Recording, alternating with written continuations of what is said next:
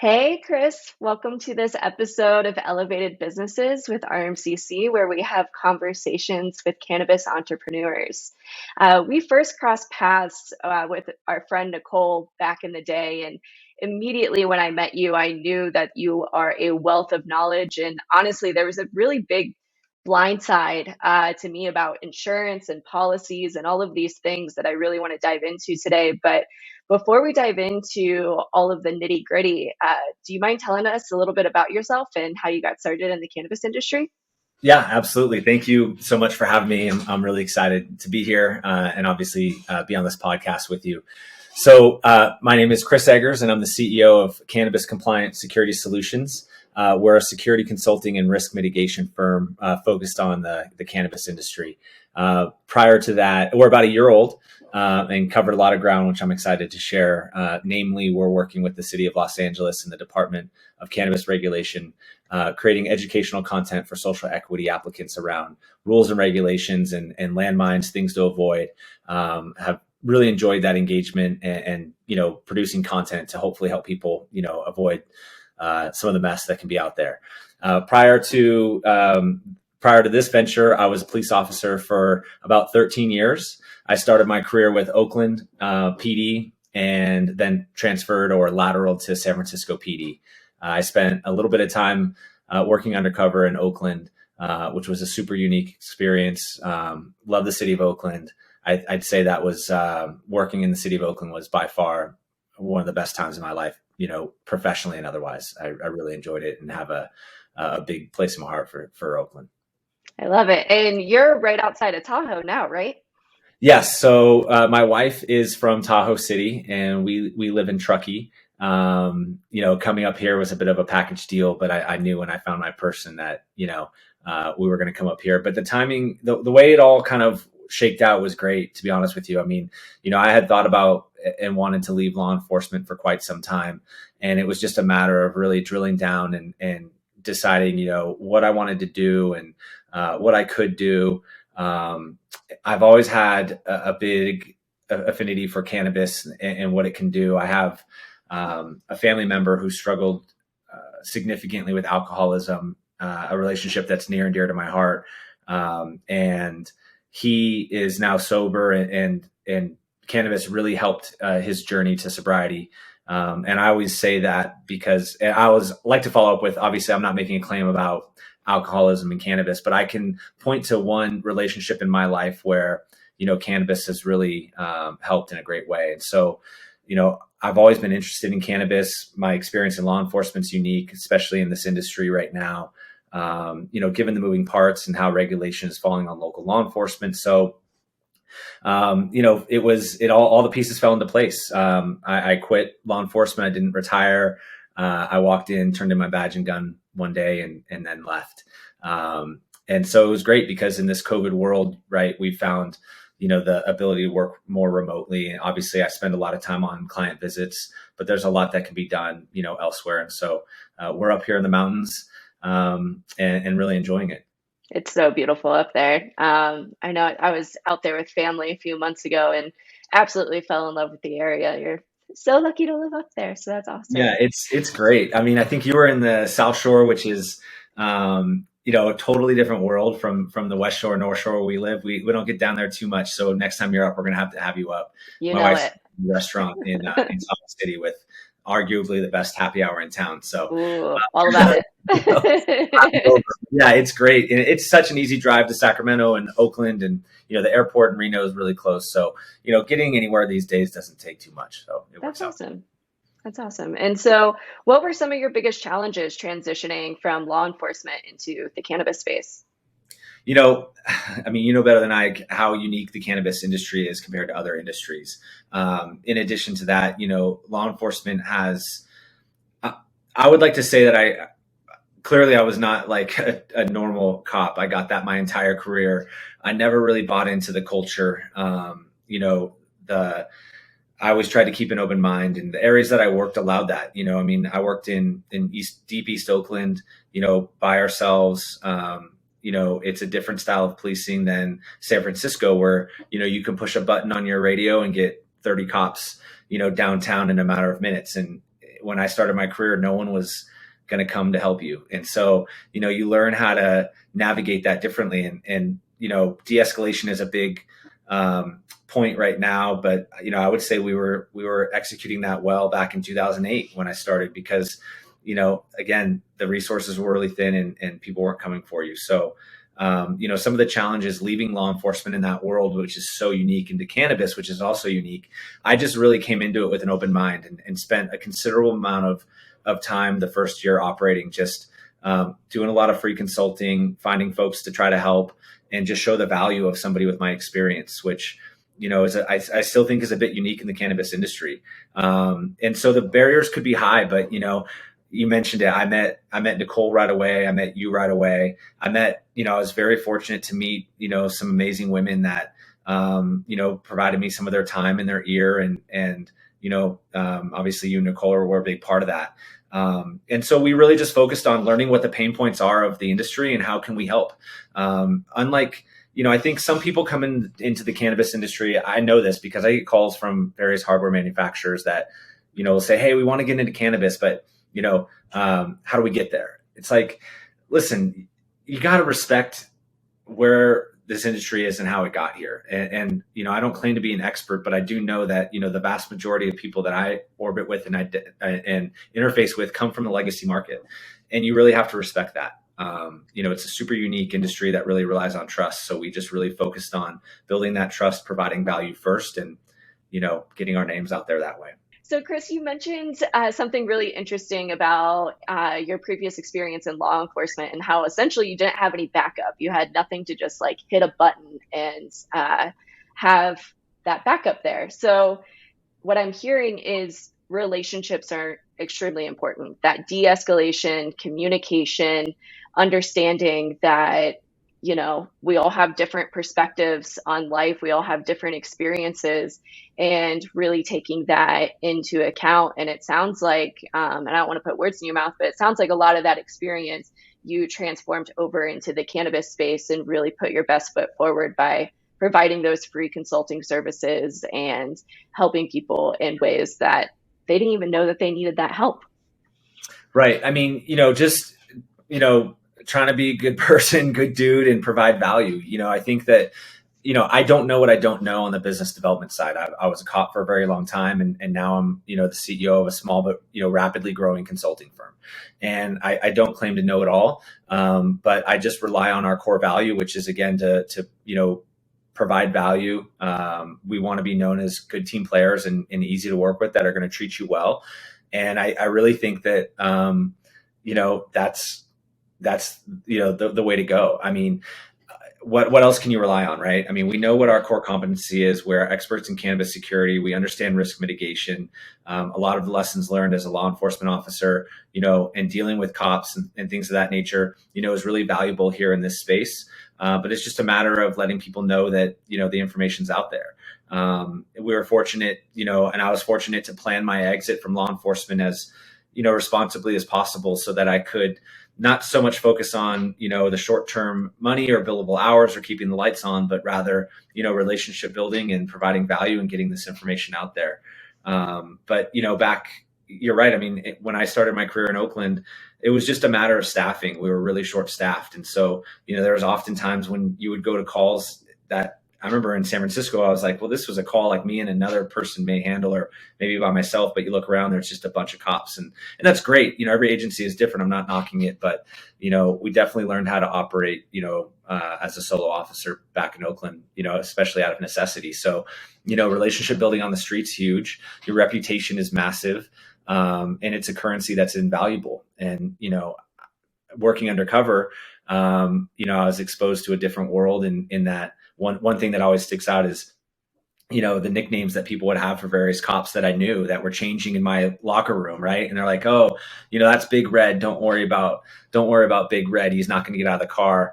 But I'll tell you what, if there's 5 or more cops, Big Red's going to be the problem. Right. Mm-hmm. Like they know. And I was like, whoa, that totally makes sense. Cause this dude in particular is like, super tough when there's a bunch of cops around, but by himself is like, he's not going to get out of the car. And I don't respect that. They didn't respect that. And why we got along so well, right?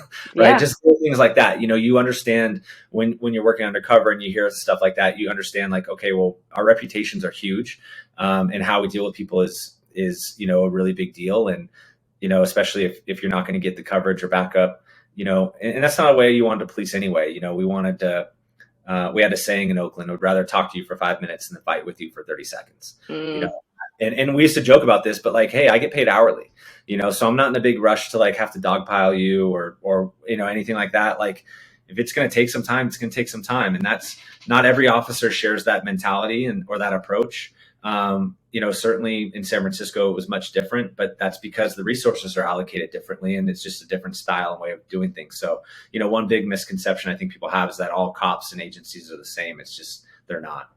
Yeah. And I absolutely love that analogy that you said that your reputation is like your currency. I feel like that's a really powerful statement. And so, with that being said, we know the cannabis industry is not very trusting. A lot of legacy operators have been underground. A lot of them transferred from the legacy market into the license market. And as we know, California is struggling right now with their market, which could be a whole other podcast in itself.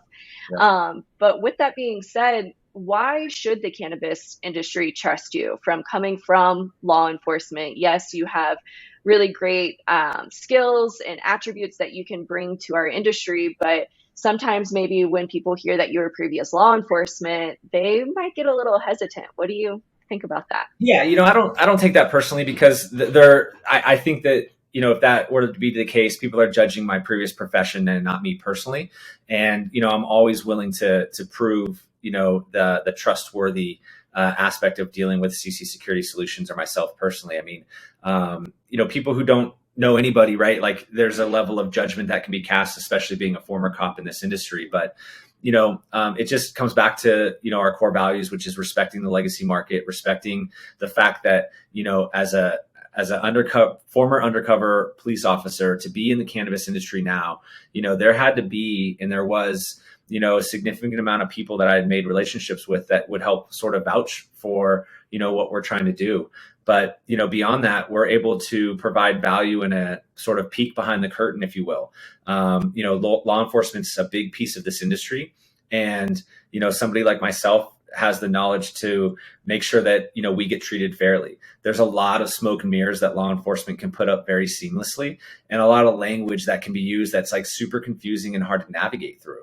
But, it's, I would say, impossible to pull the wool over my eyes in that regard, because that's an industry that I thrived in, and I understand that language like breathing.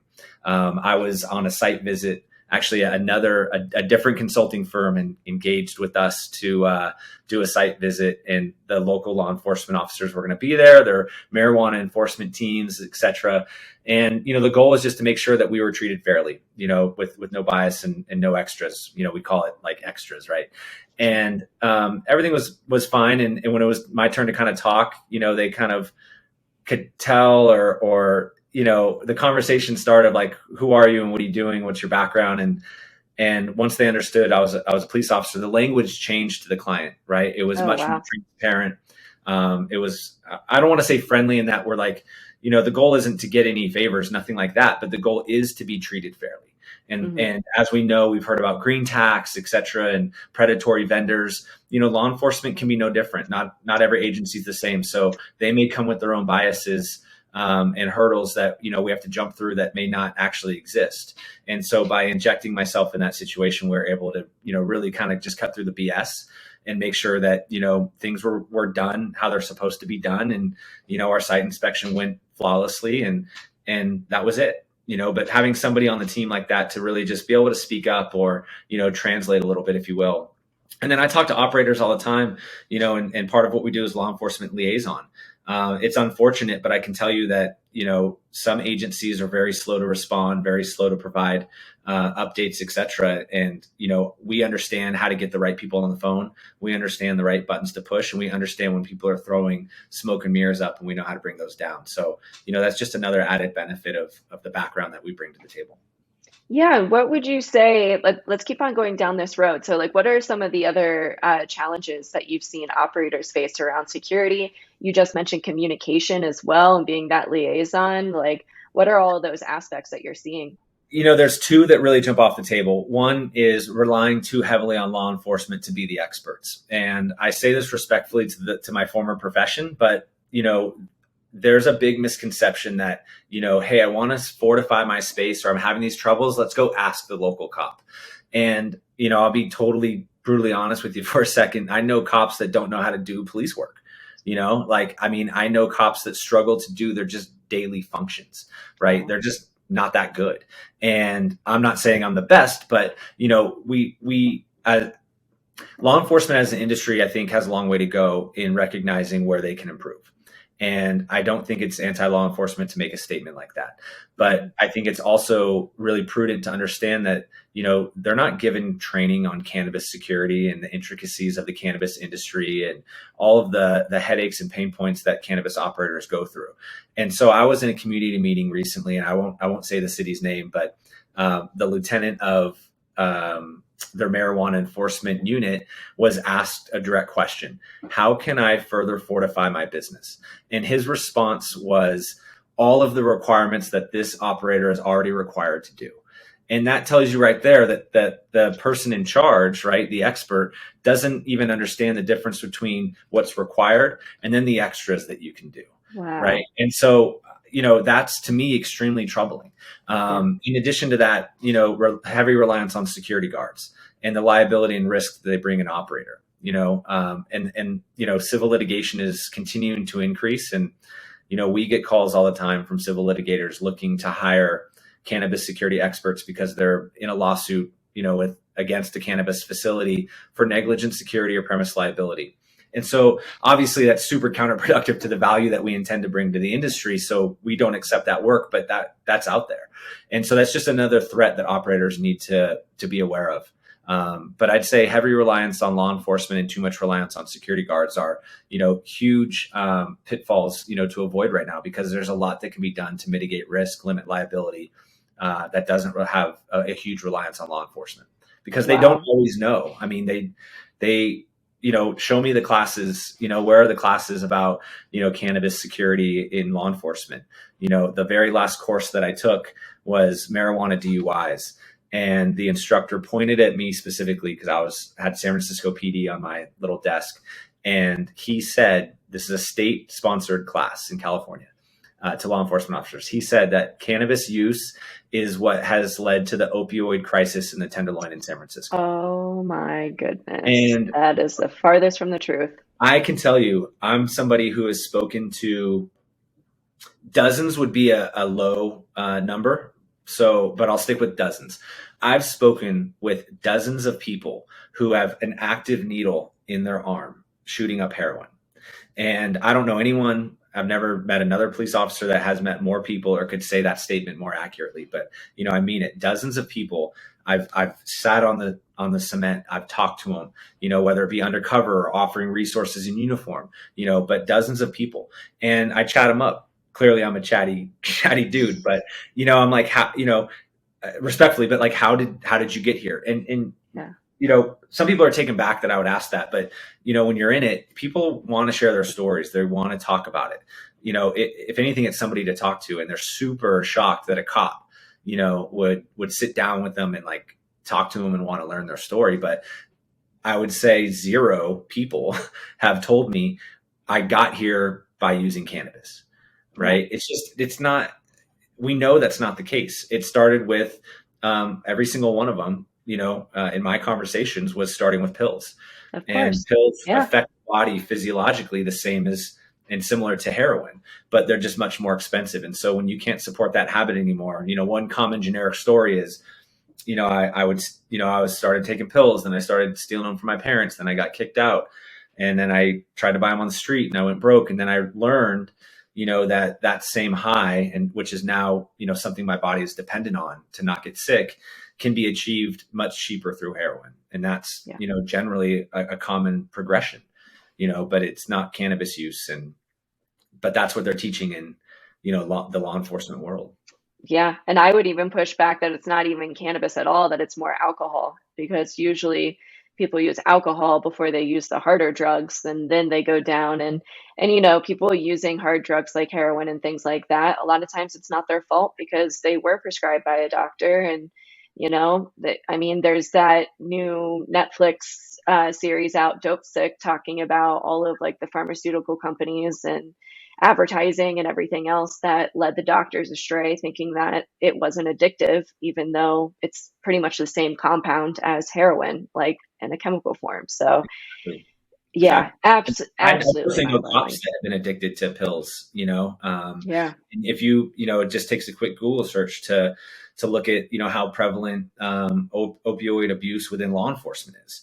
yeah, I didn't see it so much in Oakland, but you hear about it, and there's recent, I'll keep these folks' names out of it, but there's recent articles about some arrests that have been made within San Francisco PD people that are battling an addiction to, some sort of pills that they're prescribed due to an on-duty injury.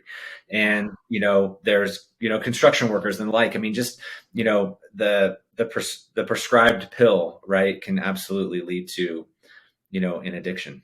Yeah, and it's just that trust, that authority and that trust from your doctor, and you think that's what's right. And that comes back to cannabis and our entire industry and everything else, that how cannabis has all of these benefits. I mean, we were talking about alcoholism a little bit ago, and there's studies coming out now showing that cannabis actually helps replenish your liver cells and to help like in that aspect. Like there's just so much to it that we still have so much to learn. And I would love to go back a little bit more, talking about the operator. And so you mentioned that some operators are getting into some sticky situations with their security teams, and lawsuits are happening due to negligence.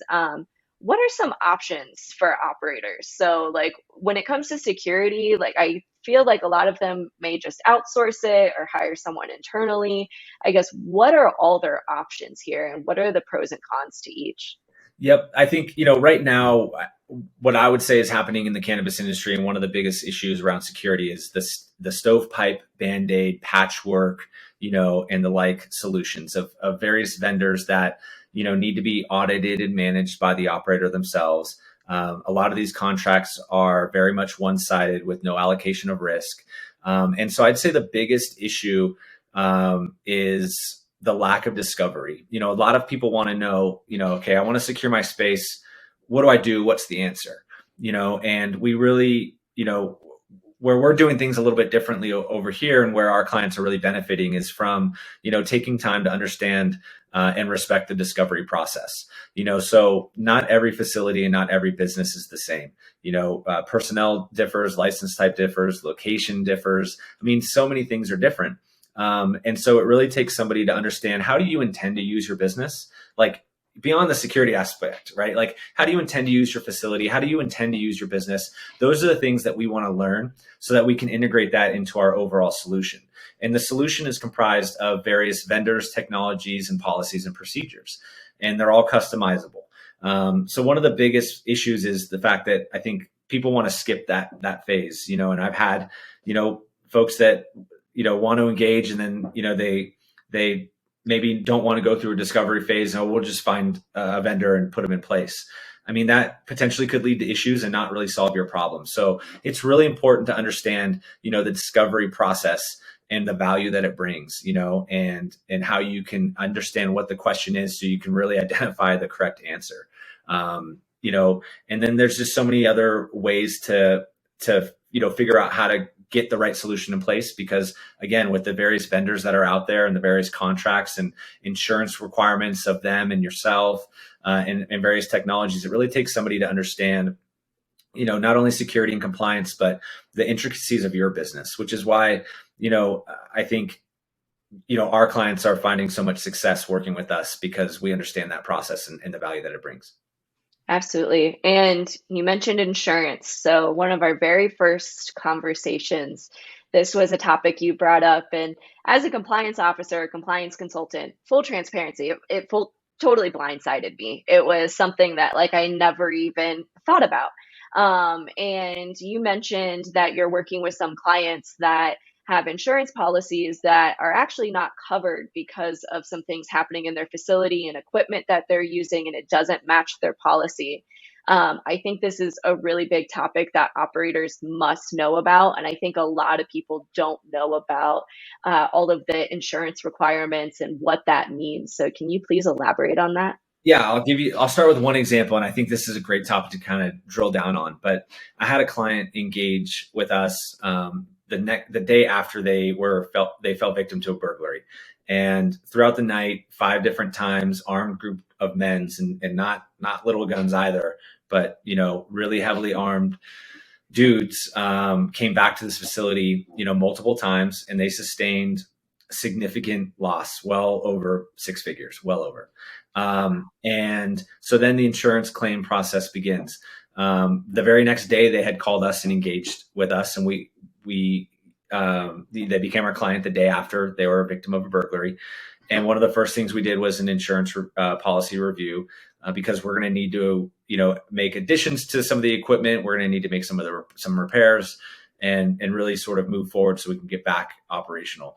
And it was learned really quickly that some of the equipment, a door specifically that they had installed, did not meet the insurance requirements of that specific policy. So, in the fine print, and these policies, I don't write them, so I don't know what the design is behind it, but this information is all over the place, and these documents can be well over 150 pages easy. Wow. And so they're really, really lengthy, and that's just looking at, for an example, property insurance. But there's very specific requirements around safes, locks, doors, locking mechanisms behind doors, staff training. There's a lot of exclusions, and so it's really important for operators just to take this away. And that's to know that your insurance policy is extremely important when it comes time to collect on a claim. And you can only collect on a claim if you meet all the requirements of that policy. And so for folks that are going through the licensing process now, if you're not looking at your insurance policy, or your installation crew, your general contractor is not talking about the insurance policy and some of the requirements that it may contain, definitely find somebody that knows what they're talking about. Because if you're spending all this money on a build out, and you're spending money on a security system or a security solution, one, to meet the requirements, but two, to protect your people and your assets, you want to put your head down at night knowing that should an incident or a loss occur, that you're going to be made whole at the end of the day, because you're paying this premium monthly. And so it's really important to understand that those things are out there. It's not just the safes, it's doors, it's windows, it's locks. It could be staff training, third-party guard training. Every policy is different, and there's different carriers out there. But as the industry evolves, more insurance carriers come into the space, right? And so that is good because it provides more options, but it muddies the water a little bit in that you really need to drill down on this stuff and understand it, and just know that it's out there, so that you don't, unfortunately, like these folks are going to find out that their claim is going to go to zero. At best, maybe pennies on the dollar, but they're not going to see more than a couple grand, to be honest with you, and that's just extremely unfortunate. So then what we did, right, was we had a decision to make. Do you want to continue to pay your policy knowing that you're not going to be made whole? Well, obviously they're not going to not pay, so they wanted to make improvements that respected the policy, so that if this were to happen again, and we know these caravan burglaries and robberies are increasing in nature and becoming increasingly violent, that they can be made whole in the future. Yeah. And because our brain always needs to compare to something, are you able to disclose how much this cost them? And the improvements that they did make, what did this new equipment cost them? Sure. I mean, we looked at very specific door solutions that needed to be signed off by the insurance company. We pushed for them to give us a verbal, not a verbal, but something in writing. They were very quick to say, yes, it was all good. But dealing with insurance, dealing with law enforcement, dealing with regulators, you want to constantly keep a paper trail. You want to have, well documented, records of who you talk to, when and why and how, because should they sustain a loss in the future, right? And nobody can some people maybe, some guard firms maybe want to say we can guarantee nothing will happen to your space if you engage with us, but uh, that's just not true. Nobody can predict the future. And Over so, promising, under delivering. exactly. So, we made improvements that respected the insurance policy. We installed door solutions and some other things that, were more expensive than original equipment. I think one of the door solutions was upwards close to, right around $15,000, but it had to meet various requirements. It had to be ADA compliant, fire compliant, egress compliant. It had to support the right cycle use. So door is just not a door. This particular door gets used all the time, and so you have to put in equipment that can support that. Versus an emergency exit door that's rarely going to get used, but needs to be, meet other requirements. That solution is much cheaper than something that we had to implement. But again, it had to be very specific to this policy, and therefore there wasn't a lot of options out there. We had to find the right one that supported and worked best for this particular facility. Wow. Okay. And so, of course, a very in-depth policy review with equipment review and reviewing your on-site equipment as well. All of that is tied into a proactive, compliant business. What else do you recommend that operators do to work more proactively around their security measures? Yeah, I'd say, interfacing with your neighbors and other operators, there's economies of scale. There's ways to share the cost depending on, what the environment looks like. But if nothing else, just open lines of communication with other operators, because your trouble points are going to be similar to their trouble points potentially. And so, lines of communication is great. And then obviously with organization comes a little bit more power, right? And so if we're organized as an industry, or our neighbors, in my collective green zone, or, where my facility lands are organized, and we have issues, we have, I would argue, a better voice with law enforcement. Law enforcement operates very uniquely. And one thing that, I don't think they'll ever admit to is, squeaky wheel gets the grease. Right. I mean, that rings so true in law enforcement. If you know how to bug them in the right way, you're going to get better service than some other folks, because law enforcement is so hard to break through and understand, right? It's so easy for a police officer to not return your email, or, not return your phone call. And people who might be listening to this can resonate with that. But, when I was working in San Francisco, there's a message board. An officer would get a message, and it was on the pink little, index card thing. It would go on this one cork board, but there was zero policy and zero oversight for if that officer returned the call. And wow. So, I mean, just none. And so how many times did, somebody like, I'm just being totally honest, right? How many times did somebody grab it? Yep. No one's checking. I don't know, right? Because there's no audit trail of that. Yeah. And so, and people complain all the time. I have clients that talk to me all the time, and this is part of, our ad value is to make sure that stuff like that doesn't happen. And so we understand how to reach the right people and how to get that oversight. But it's the same thing from an operator standpoint with vendors, right? Yeah. I mean, a lot of operators complain, and rightfully so, and have pain points around dealing with vendors and getting appropriate level of service, overcharging, or, not providing what they say they're going to deliver. So, it's difficult all the way around. But again, one thing that operators can do beyond organizing and opening lines of communication is to identify one person that's going to be in charge of their security solution, whether that be somebody you hire in-house, or, a lot of our growing clients are increasingly asking CCSS to be the one throat to choke, if you will, around security. And so now we're able to really hold vendors accountable, limit risk away from operators themselves. We're able to greatly increase coverage and reduce costs, because, we understand how to, respectfully put pressure on folks to make sure that they deliver what they're supposed to do. Yeah. Banging down doors, getting answers. Yep. I love it. It's definitely needed. And it comes back to what you were saying earlier, all about relationships. And Chris, I really value that with you, because you do put your customers first. You do take relationships very seriously. And it's just so important in this industry. Can be a lot of flaky people. Like I said earlier, a lot of people don't trust each other. Overall, it's just a very tough industry to be in, even if we do want to put our best foot forward and are here for the plant. Right. Absolutely. And, you know, I would say I understand how some of that mentality transfers, because if you are a legacy operator, you know, risk to you in that world looks different than risk in the legalized permanent Very true. market. But, you know, things can get you, like, you know, in different ways. And so, you know, when I talk to some operators that like have just transitioned from the legacy market, we're talking about, you know, risk mitigation and limiting liability. Like, you know, I mean, those are real things. And I want people to understand, listen, those are the things that can really hurt you, you know, and the things that could really hurt you in your previous world look different, you know, but the same or similar risks are here in this legalized market. And I don't want to see you lose your business through you know, entering into civil litigation that could have been avoided, or not seeing an insurance claim, you know, amount come back to what you expected, or, you know, being shut down or fined for, you know, various reasons, right? Obviously the threats of robbery, takeover robberies, burglaries, caravan burglaries, you know, are really prevalent.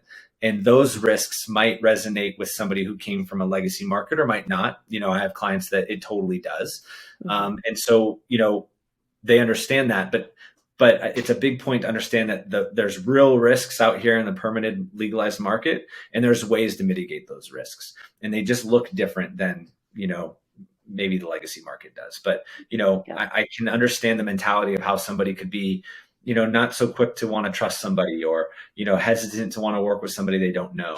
But to your point, that's why relationships are so important. And, you know, I've learned, you know, interfacing and orbiting with you and others that like have, you know, really making a big splash, and are, you know, folks who add tremendous value to this industry, how small it really can be, you know. And so, you know, my thought process is just keep moving forward every day, and be consistent, be easy to work with, provide value. Unfortunately, you know, I had one client call me the fun police, right? It's like, oh, the fun police. Because, yeah, like, I was like, okay, listen, I'm not going to tell you what you can and can't do, but I can tell you what they say you can and can't do. And you probably shouldn't do that. And this is why, right? But part of it, you know, is just understanding, you know, what your level of accepted risk is as well, right? Because to achieve 100% compliance, as you know, is so hard, right? So hard.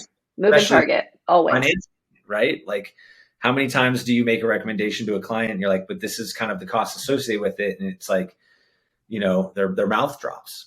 Yep. Mouth drops or no decision, which I like to say no decision is a decision. So like, and it's scary. It's a mindset shift. Like going from the legacy to licensed market requires an entire different perspective and a new way of looking at things. And it's a really big learning curve too. Like people are trying to figure it out. And like you said, like compliance is a moving target. You will never achieve 100% compliance. Everyone will interpret regulations differently. Just because you have your inspector say that you can do X, Y, and Z, that does not mean you don't have it in writing. They might say you can do that verbally, but you want to get that in writing immediately, and never just go off of something that they say to do. That's just, you're dancing in the gray area at that point. Yep, absolutely. And when it comes time to answer up for something like that, right, that might be a gray area thing. You know, do you think that regulator or law enforcement officer is going to stand up and say, yeah, I told them that it's okay? I mean, absolutely not. Right. No. And so, which is why documentation is so important. And I've given this example a few times to some media outlets, but I was a footbeat officer in downtown San Francisco, like right where all the postcards are taken, the cable cars, all that. And I'm walking around with my funny hat on and doing my thing.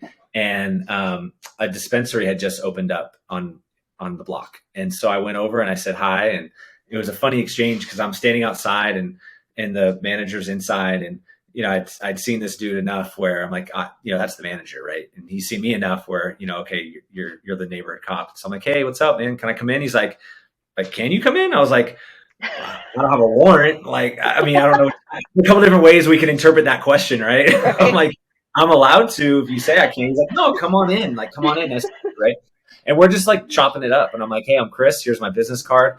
I'm oftentimes over there, let me know if you need anything. Nice to meet you. And that was that. I walk out of the store and one of my sergeants drives by and stops in the middle of Market Street, waves me over, and he says, hey, stay out of those places.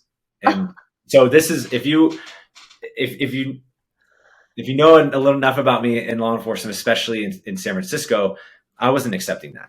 And so I told him, like, no, like, you can't tell me not to go into a tax-paying business. Not when you send me to the Gap on the day after Thanksgiving to stand inside all day, right? Like, and so I said, I didn't make it a big thing because I'm like, I know you can't tell me to do that. And furthermore, I know you would never write an email.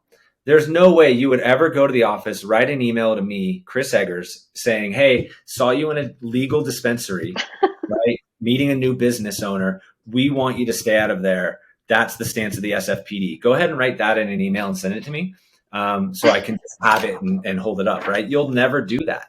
No. And so, that's just one example. And again, I'm not trying to, like ruffle feathers or anything, but I think it's important to let people know that that's something that's out there. And so, that's just another example of somebody trying to say something in a gray area, right? That they'd never have to stand behind, because the article that referenced me telling that story said, I think officials from San Francisco wouldn't comment. Like, of course they're not going to comment. Of course not. Yeah, they don't want to admit they're wrong. Right? And that's human nature. No one does. No, yeah, I get it. I'm not. Yeah, it is what it is. And that's just one sergeant who, that was his personal opinion, right? And that's fine. You can have that opinion, but it doesn't. You can't make me not. I mean, right. Yeah, like you said, it's a tax-paying business. They're legal. Like going to make friends, like building relationships, getting to know each other. So it just makes everything safer too. Absolutely. And I also give this example. I mean, look at here's another thing for operators, right? Like they're required to do so much for security. And let's just look at cameras, right? They're required to have like this coverage, which is extremely beneficial to law enforcement. And I personally have relied on various cannabis facilities to pull video from, right? I asked permission, can I pull this video? Because we're investigating something that has nothing to do with your building, but maybe this footage is helpful. And I would always tell them, dude, keep this log, take down my name and number, take down my badge number. Here's the report, file it away somewhere.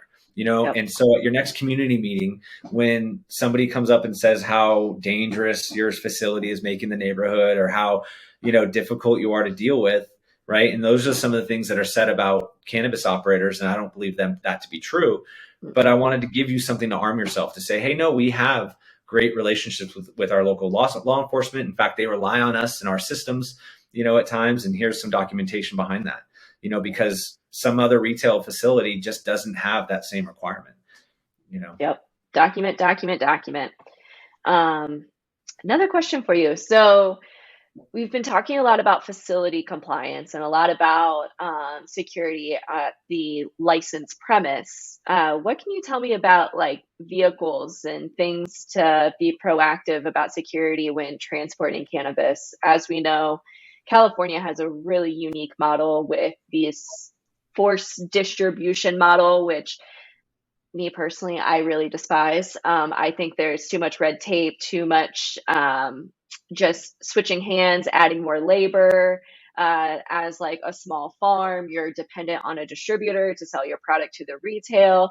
Like for me, seeing how other markets operate, they are allowed to do distribution activities as a grower or manufacturer. So I guess my perspective's a bit biased, but from a security standpoint, I know that was a really big reason why they wrote in the distribution model into the regulations in California, because they were so afraid of burglaries with vehicles getting hijacked and things like that. So can you speak a little bit more to the security there, best practices, things that operators can be proactive while transporting cannabis? Sure. I mean, obviously GPS devices and things like that are in play. But, one thing that I like to share with people, not to scare them, but just to give them the honest truth is, because this is happening, is, surveillance on these vehicles and these spaces is happening, fairly blatantly in certain areas. And there's a big misconception about, how that shakes out when you call the cops. And it's important to understand the limitations of law enforcement. And so of the two agencies, Okay. the two agencies that I've worked for, Oakland and San Francisco, both have, and this is a trend that's, I believe, going to continue across the United States. They have very specific chase policies. And so in general, one common chase policy might be that the cop can only chase if it's a violent felony or a firearm's involved. And so why is that important? Well, as a distributor or somebody with drivers on the road, if they're being surveilled or recognize that they're being followed, obviously they're going to want to call the police. And it's important to know, though, that if that happens, here's how that scenario could play out. You could have the bad guy car behind your car, right? And you call the cops, and then they come up behind the bad guy car, and you expect that they make the stop. You go to a safe distance or go home or go where you go. And then the officer may help you get a restraining order or, something like that. There's some resolution. But what's happening is, that car will take off, and the law enforcement officers are not allowed to chase per their own policy. Wow. And so it's just really important to understand that in that sense, you could be on a bit of an island, right? If you thought that, okay, the cops are going to come solve this problem.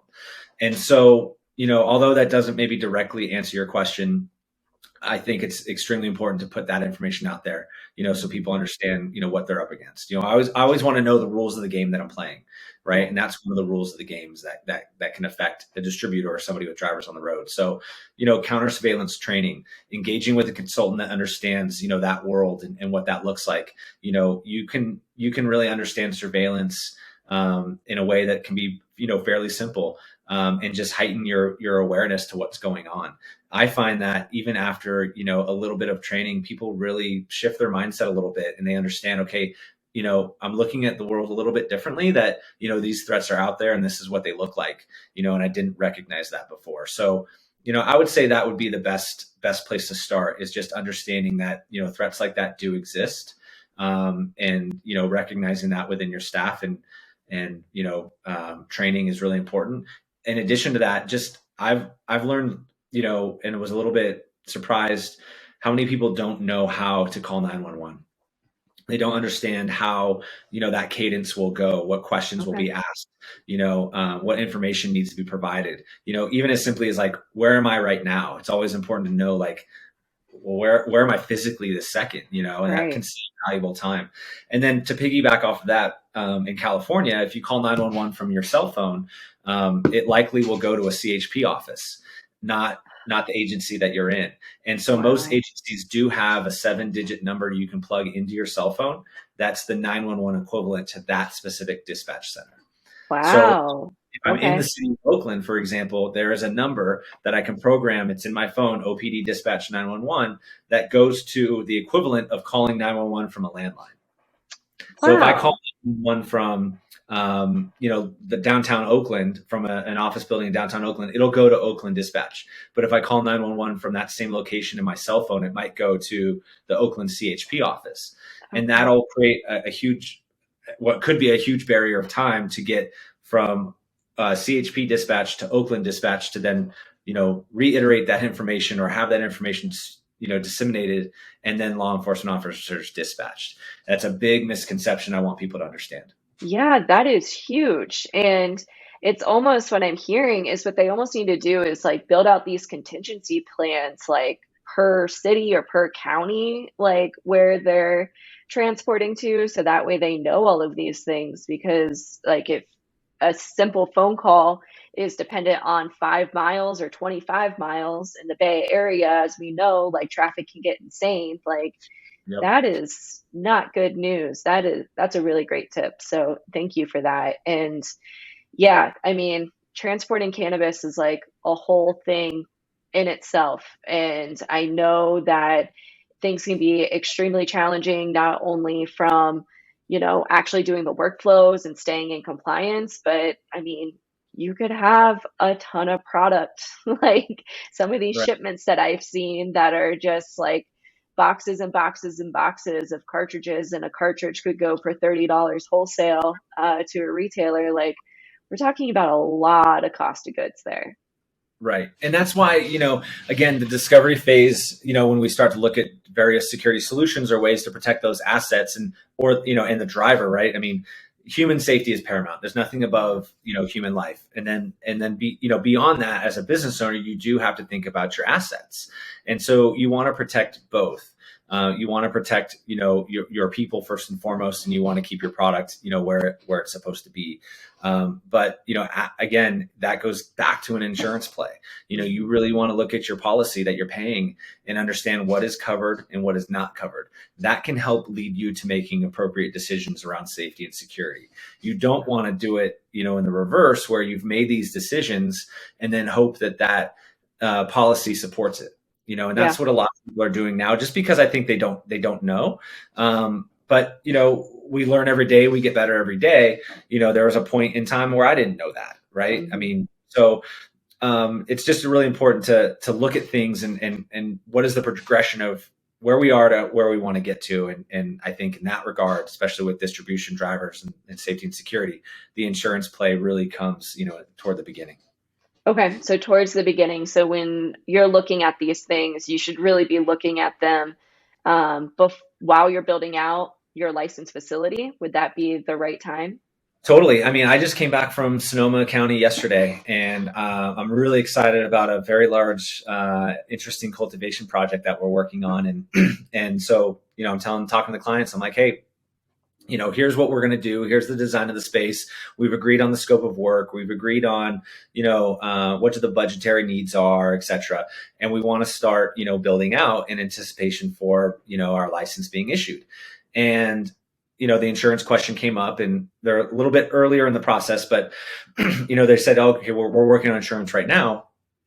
I just mentioned that, before we start to really make significant progress on the hardware installation, before you've chosen what policy you're going to, you need to, if that's what you want to do, and you're the boss, right? But if that's what you want to do, you need to understand that some of the things we're doing here today, may be contradictory to what policy you get tomorrow, right? And so we just need to know that. And a lot of people, one, don't have that conversation. That disconnect still is very much in existence.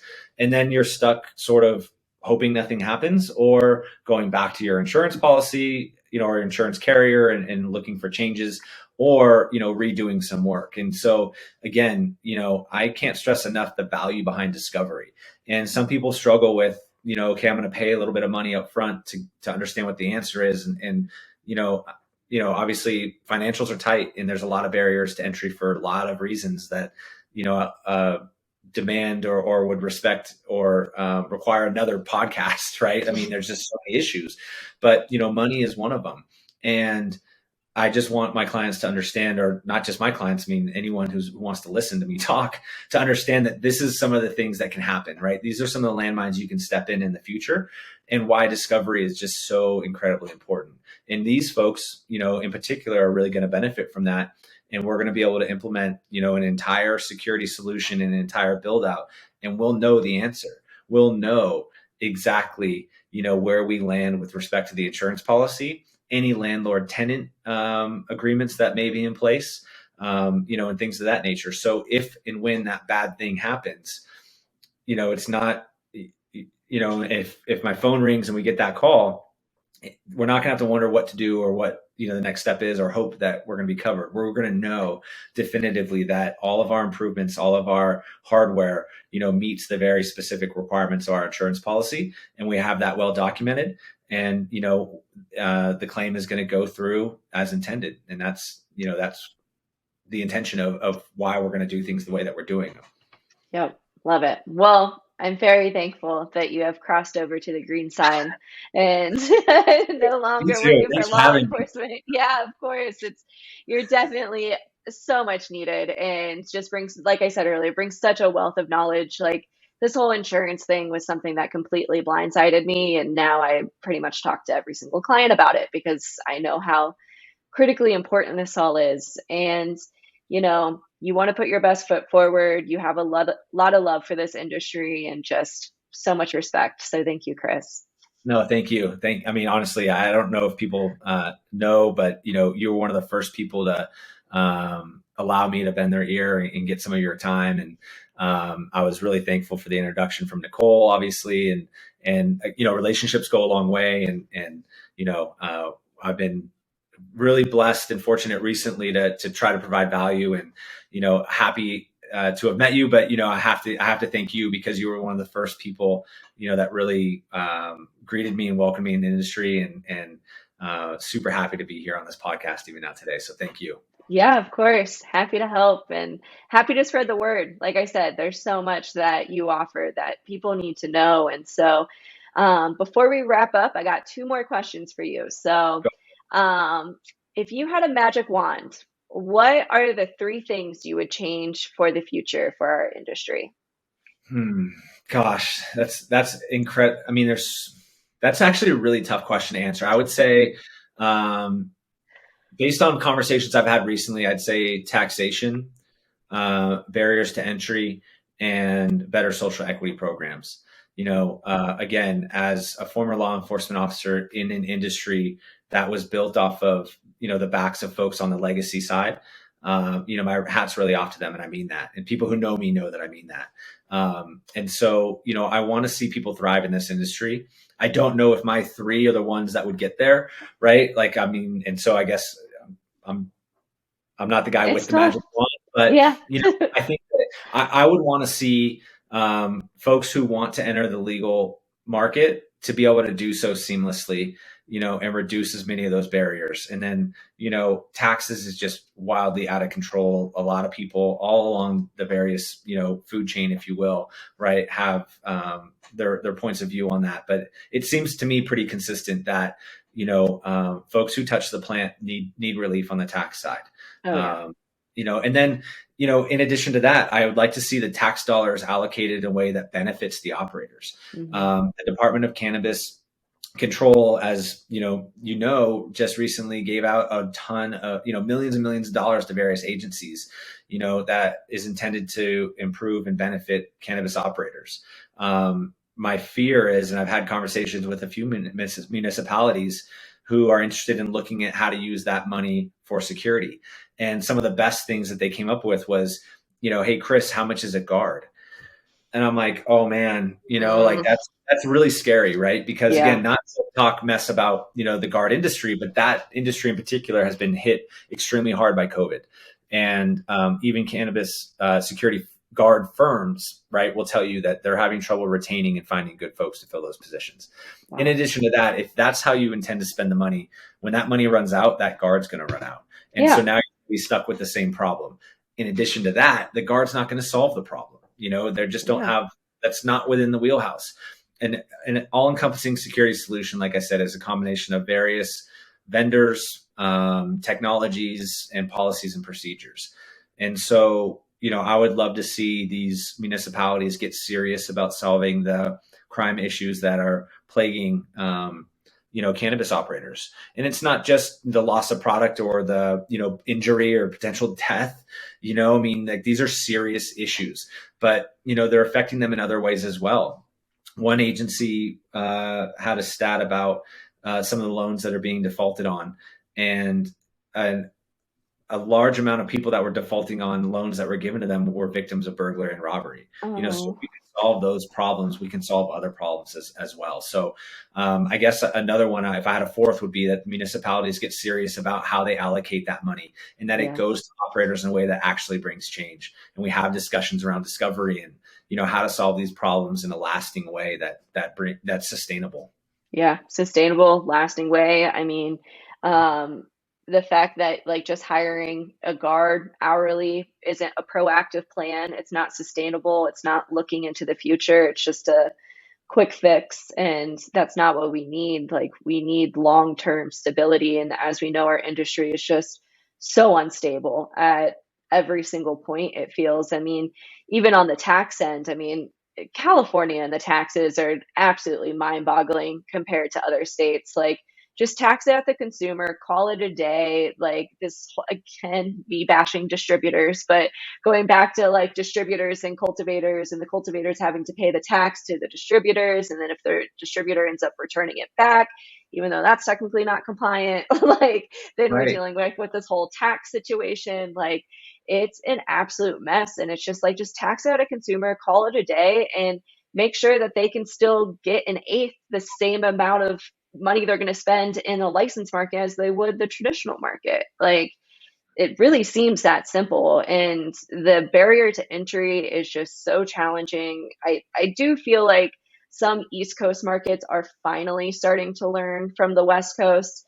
I don't know if you saw in New York recently. So New York, the governor just signed a bill, I want to say, that said that the first 100 retail licenses that they hand out in New York will be to social equity licensees and people that qualify as social equity. New Jersey also did some awesome things with their retail applications that just opened up earlier this week, where you get bonus points for being in a impact zone, they call, or qualify as social equity or a woman-owned business, things like that, that people I feel like are like finally starting to learn. But it took us how long to learn this? I mean, California has been doing this, what, like almost 3 decades now. And like it took us like pretty much my lifetime to like figure this out. Like, it just doesn't make sense. It's all, as we know, it's extremely difficult to navigate this industry. And so, you know, again, kudos to you and what you're doing, because you're putting out a ton of great content. You're helping a lot of people. This information, is needs to be more out there. And, you're doing a really great job. But, I just hope that people pick up on, the various, nuggets of info that are out there, and, utilize them as best as possible. But yeah, there needs to be, change is coming. It's all, like you said, it's a moving target. You said it best. So, we don't know what tomorrow is going to bring exactly. We just got to roll with it and adjust and move forward. Absolutely. Well, thank you so much for the kind words, Chris. And before we wrap up, where can people get a hold of you? What is your website? What products and services do you have to offer? Please feel free to self-promote here. Okay. Our website is ccsecurity.solutions.com. No need for the www. We're on Instagram as well. My email is chris@CC Security Solutions. And again, we're, an all-encompassing risk mitigation and security consulting firm. So we help clients that are trying to get licensed, and, through the permitting phase with respect to drafting security plans for the application process, designing security systems. And a bulk of our client base does come to us, that's already operational, that are experiencing issues around crime or law enforcement or, good neighbor policies, et cetera. And so we're able to come in and conduct security assessments, identify areas of security deficiencies and noncompliance, and create a path forward. But, we really understand, risk mitigation and how to limit liability. And we want to see businesses thrive and be sustainable. And that goes beyond, surviving the incident.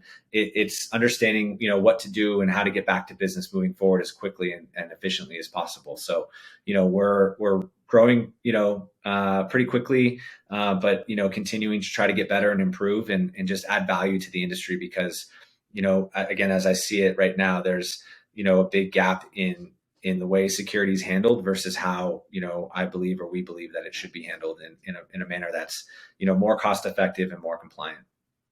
Awesome. Well, so happy to have you. Thank you again for coming to the green side, and Thanks for thank you having me. again for taking the time today. Of course. Thank you so much.